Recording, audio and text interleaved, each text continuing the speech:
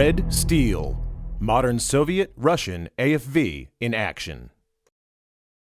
This excellent book, written by Chema Cabrero, shows through detailed step-by-step processes a great variety of paint schemes and various weathering effects on modern Russian, Soviet armored vehicles, including the creation of small scenes that put them in context and add extraordinary appeal.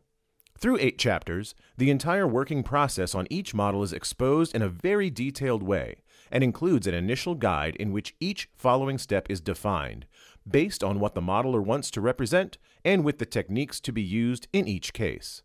The book shows not only the how, but also the why of using each technique. The figures providing the human factor in all the scenes have been made by Daniel Rivas Galindo and integrate perfectly in the showcased dioramas. Also included is a section of profiles by Pablo Patricio Albornoz, illustrating alternative painting and camouflage schemes. The publication contains a large gallery of photographic references, courtesy of well-known modeler Francis Keegan, and a guide with practical advice on the use of different ranges of Vallejo products.